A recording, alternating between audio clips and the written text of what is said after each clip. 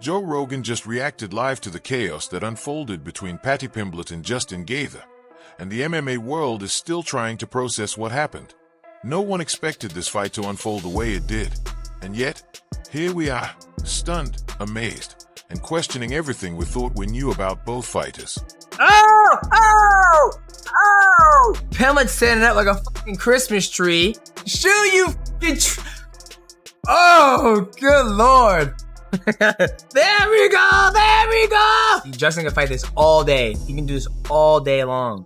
He'll do the jab, he'll come behind it, get close, and then he's gonna get you close to the octagon. He's gonna start fighting you with his hands. He's gonna hit you with the right hand. That's what he does. And he's pulling away. For somebody with good grappling, it's like, go underneath, shoot a takedown. He's trying to fight a bull that you don't have the power to beat the bull. And Paddy, all Paddy has to do is go to his back and he's good. Go around him, Justin. Just go around him. Yeah, Justin Gaethje won that. I think Paddy Pimblett did not follow the corner's game plan. Not gonna lie, he hit me with a body shot in that first round. He hit me right in the solar plexus and it got me, know what I mean? That was why I thought I was winning the first round up to that point. I'll be back better. It's as simple as that. You haven't seen the last of me. Dana, I remember when Paddy first arrived in the UFC, you were saying stuff like, well, his entrance is good and it's all well and good to get the fans, but he needs to be able to fight. Obviously, we've seen him have great wins before, but to show you the durability he had in that fight tonight, do you feel like even though he lost, he would be considered one of the best in that division moving forward? No doubt about it. I mean, he was the favorite tonight. I think that's what, every other one, he's the underdog and everybody thinks he's going to lose. Tonight he's the favorite. I don't think that his game plan was the greatest. Obviously, tonight he showed he is tough, he is durable, and almost I mean, especially against Gaethje. And you're eating those punches from him.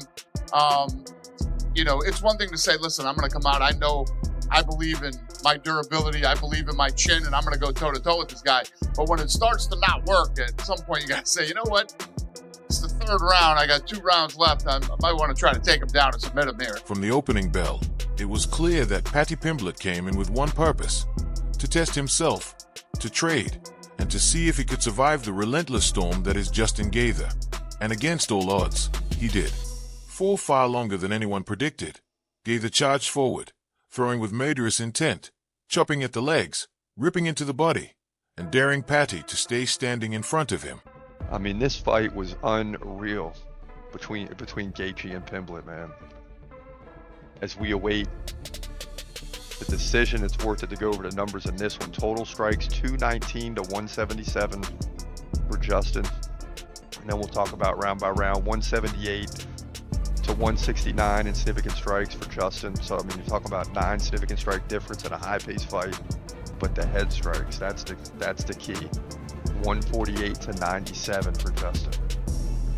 So even though the significant strikes were close, Justin was landing, I mean, 148 head strikes, and Paddy kept standing and going back, coming back. It's crazy. Justin, 3 takedowns, 555 in control. On paper, Justin won this fight. But Paddy did lead in 2 of the 5 rounds. Round 3 and round 5. Then round 1 was 36 to 35. So if I had to guess, I'm going to say it's 3 rounds to 2 for Justin Gaethje. That's what it seems like. 3 rounds to 2 for Justin Gaethje. And this is one of the most epic fights you'll ever see. I mean, the lightweight division never lets down. What an epic fight. Even if Paddy loses, his stock still goes through the roof. This is a guy, most guys would have laid down in round 2. Here we go. This is tense. Here we go.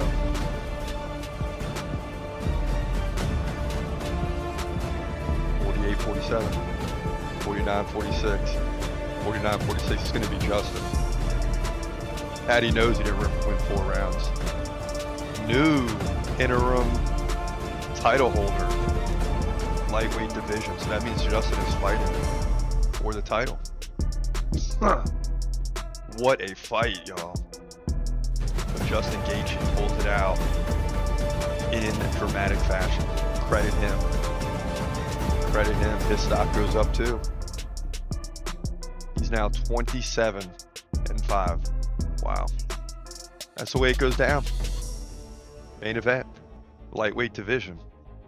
UFC 324. Listen, Justin Gaethje won. Rounds 1, 2, and 4. Very clear, by the way, as well, especially in the first 2 rounds. And Pimblett won rounds 3 and 5, I thought. Very clearly in round 3. And then round 5 was a scrappy round that I thought he got the better of. This was a great scrap. I have no idea how Paddy Pimblett did not get flatline KO'd on about 50 different occasions. If he lost, yes, he did lose. And if he lost any stock from this, the one saving grace is that he's been saying for a long time, we don't get knocked out, lad. And that would be the worst thing to happen to him. If he got KO'd in one of these fights badly, that would just be his ridicule forever. What happened to Scousers don't get knocked out, and it would just be images of Paddy Pimblett out cold. I have no idea how he didn't get flatlined in this fight. Justin Gaethje was cracking him with so many overhand rights. And the worst part was, it's not even like you were understanding why he took the shot so well. Oh, he was rolling with that one. Oh, he tucked into that one a little bit. He saw it coming. I could see the shots coming. I was wincing while Gaethje was loading up because you could see Pimblett leaving exchanges with his chin up in the air and just getting his whole jaw span. And somehow he's still in the fight and throwing back. Absolutely crazy fight. Justin Gaethje started very slow, but picked it up towards the end of round 1 with a big knockdown against the cage. It should be mentioned, even though it's going to be seen as biased for me to bring this up, I bring up fouls in every fight breakdown I do. I know I wanted Paddy to win, but I am going to bring up the fouls. Gaethje fought very fucking dirty in this fight. A lot of eye pokes, a groin shot as well. I think Paddy Pimblett had a groin shot that he landed too, but that was towards the end of the fight where it was just an absolute mess of a scrap between the two of them. Listen, all leading up to this, you never downplayed how tough you thought Paddy would be, right? But surely you never thought it was going to be like that. I mean, did you envision a scenario where he goes toe-to-toe and has a Justin Gaethje fight with Justin Gaethje? Yeah, I did. I mean, that was his only choice. And I knew he wasn't going to quit. He's not a quitter. I've never seen him quit, never seen him give up. And luckily I found some success early. You know, like I said, I was going to have to steal some momentum, and he was very confident, and I had to take that early. And, you know, the moment I stepped in there, he didn't take his eyes off me. That was me not too long ago. And I guess I was Eddie Alvarez, here to teach him a lesson. Same thing he did to me. He did try a couple takedown attempts, a couple foot sweeps in the clinch, things like that. I mean, so he did attempt to get the fight to the ground, but did you expect him, or were you the whole time, were you expecting him to pivot his strategy and just like sell out for the takedown and try to get you down? Yeah, I mean, but I deserve some credit for stopping that from happening. I mean, there's no doubt he wanted to get it there. But half of wrestling is stopping people from taking you down, and that's what I was best at. And so luckily I was successful tonight from keeping him there. I thought I grappled well. I was in his guard, in his guard a little bit, past his guard, landed some huge shots. Pretty sure I sliced his face open with a couple elbows. Felt amazing. So yeah, like I said before, since Oliveira choked me out, I've been putting a lot of work in, and it sucks that it's part of the sport, but I have to do it.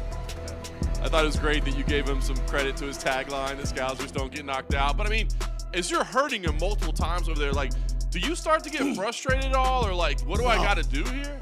No, I just got to stay in it.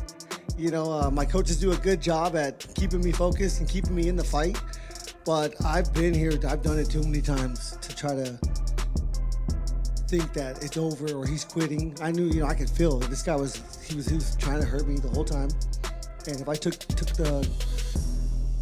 took my foot off the pedal for a second, he was on my ass. And he did a good job up to the last second. I really wanted to finish him, but I loved teaching him a lot. He said my face was not going to look the same after the fight, and his would look the exact same. So as soon as it was over, I was like, well, look at your face, motherfucker. And somehow, Paddy held his ground. He absorbed punches that have flattened elite contenders, stayed upright through brutal exchanges, and earned a level of respect no prediction had granted him. Joe Rogan didn't hold back, praising Paddy's toughness, his heart, and his willingness to stand in the fire. Yet, Rogan also questioned the strategy. This wasn't a fight Paddy needed to win with raw power. It was one he needed to navigate with intelligence. There were moments when the pace slowed, moments when Gaethje's breath came heavy, and moments where grappling could have shifted the fight entirely. Instead, Paddy kept swinging, kept testing himself in Gaethje's storm. He delivered in the main event, capped off with a war. Just give us your thoughts on Justin Gaethje and Paddy Pimblett delivering a 5-round battle. Yeah, I mean, what a couple. So Paddy Pimblett at the weigh-ins yesterday says, I'm going to knock this motherfucker out tomorrow. And I was like, that's interesting. And he never abandoned that game plan. Even when, he got dropped a couple times, I kept waiting for him. I'm like, he's eventually going to have to shoot and try to submit him. Now, I didn't know Paddy Pimblett had a chin like that till tonight. And, yeah, absolute dogfight and a war, and much respect to both guys. The fight itself, I mean, you don't want to get in a Justin Gaethje fight, I imagine, right? Or do you? Like, is part of you like, yeah, let's go out there and let's have a Justin Gaethje fight? I'd love to have a scrap with him. In all my years of fighting, including my amateur fights, 35 fights, I've never really had a war. So it'd be nice to finally get one with the king of them. Did you envision a scenario where he goes toe-to-toe and has a Justin Gaethje fight with Justin Gaethje? Yeah, I did. I mean, that was his only choice. And I knew he wasn't going to quit. He's not a quitter. I've never seen him quit. Never seen him give up. And luckily, I found some success early. Like I said, I was going to steal some momentum, and he was very confident, and I had to take that early. The moment I stepped in there, he didn't take his eyes off me. That was me not too long ago. And I guess that was Eddie Alvarez here to teach me a lesson. The result, Pimblett gets beaten over 5 rounds. At one point in the third, and we can go through this bit by bit, round 1 through round 5. Round 1, I thought, hold on a second. Gaethje looks odd. Like, Gaethje looks off in round 1. That was my whole thought process in round 1. Like, Pimblett's actually going to do this. He's landing shots.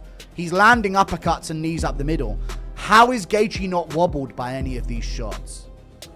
Gaethje's chin is absolutely insane as well. That needs to be mentioned too.